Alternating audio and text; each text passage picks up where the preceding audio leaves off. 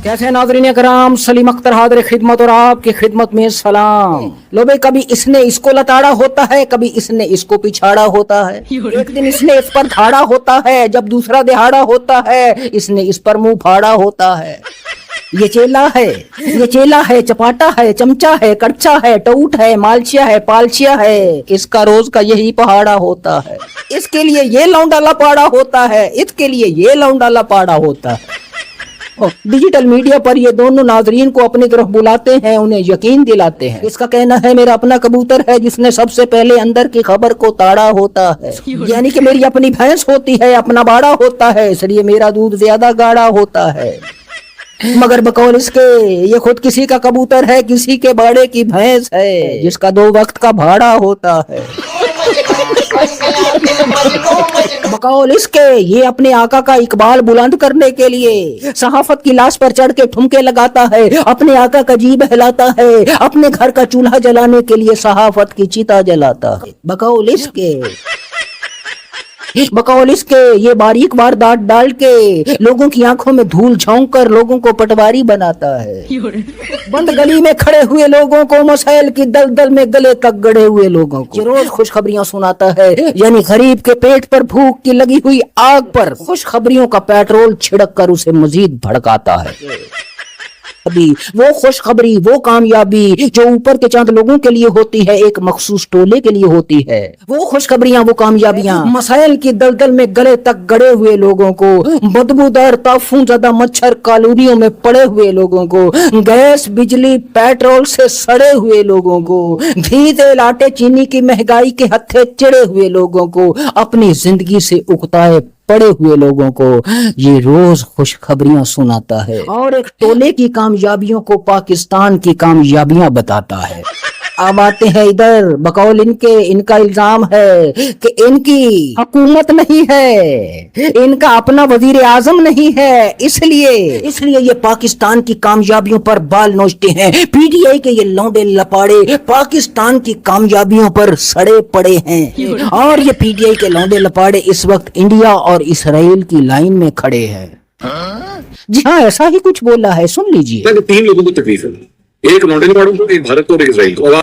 तो तीनों का कमेंट एक ही बनता है, भारत, इसराइल और लौंडे लपाड़े सब एक लाइन में। किस्सा मुख्तसर, किसी की नजर में ये सच्चा है तो किसी की नजर में ये सच्चा है, किसी की नजर में ये झूठा है तो किसी की नजर में ये झूठा है, मगर बकौल अच्छन भाई के हम सब झूठे हैं, हम सब झूठे हैं, हम सब सच्चे हैं, हम सब का अपना अपना एक सच है, हम सब का अपना अपना एक झूठ है, और जो हमारा सच है उस सच पर हर झूठ की छूट है।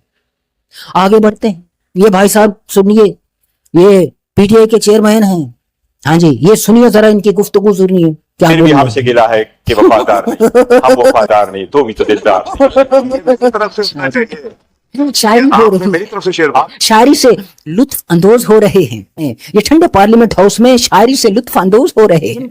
ये वही है जिनके लीडर की एक आंख जाया हो चुकी है, ये वही है जिनके लीडर की बीवी की दोनों आंखें खराब है, ये हंस हंस कर लुत्फ अंदोज होने वाले वही हैं जिनका लीडर इस वक्त कैद तन्हाई में पड़ा है और ये उसकी मुलाकात तक नहीं करवा पाते। और ये भाई साहब किसके साथ गुफ्तगू करके लुत्फ अंदोज हो रहे हैं? उनके साथ जिन्होंने इनके लीडर का मैंडेट चोरी किया, जिन्होंने इनके लीडर को और उसकी बीवी में जेल में रखने में निजाम की सहूलतकारी की।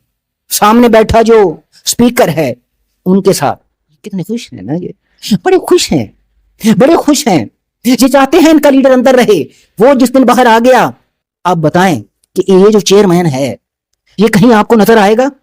ये खंबा आपको कहीं नजर आएगा? ये खंबे आपको कहीं नजर नहीं आएंगे।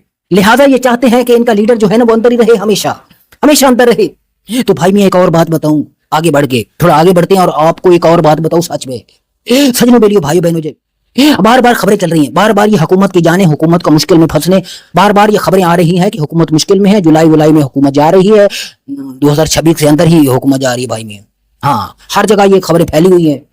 हम पहले भी बता चुके हैं कि हम सब, बहुत सारे लोग बोलते हैं हम सब, क्या बहुत सारे लोग बोलते हैं ये सब झूठ है, धोखा है, फरेब है, कमीनगी है, ड्रामेबाजी है, नौसरबाजी है, जालसाजी है, घपलासाजी है, रंगबाजी है, दगाबाजी है। हाँ जी, ऐसे ही है ना, ऐसा ही होता रहा है पहले भी, अभी ऐसा ही हो रहा है। लेकिन बहुत सारे लोग बोलते हैं कि ये सच है, ये जाने वाले हैं, کوئی تیسرا بندہ آنے والا ہے. مطلب یہ نہیں کہ پی ٹی آئی والے آ جائیں گے, نہیں, پی ٹی آئی والے نہیں آئیں گے, کوئی اور آنے والے ہیں. یہ سب خبریں بھائی ہے. لیکن آپ کو ایک بات, جانے والے ہیں یا نہیں جانے والے, اسی خبروں کے بیچ میں اچھن بھائی بڑے کنفیوز ہیں بھائی میں. ہاں, اچھن بھائی جو ہیں بڑے کنفیوز ہیں بیچارے. اچھن بھائی کا مسئلہ یہ ہے کہ وہ ہمیشہ دوسروں کے جوتے پہن کر گزارا کرتے ہیں, اور خوش قسمتی سے اچھن بھائی کے پیر کا سائز اور نواز شریف کے پیر کا سائز ایک ہی ہے.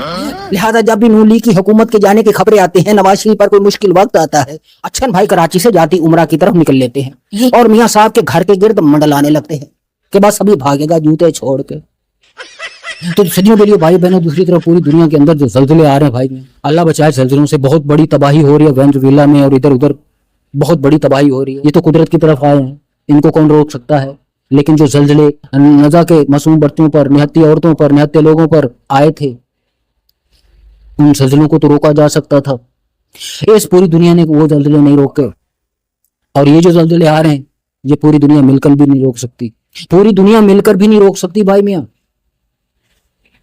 یہ دنیا چاہتی تو غزہ پر, فلسطین پر آنے والے زلزلے جو پیدا کر رکھے تھے ایک ملک نے, وہ زلزلے روک سکتے تھے پوری دنیا مل کر.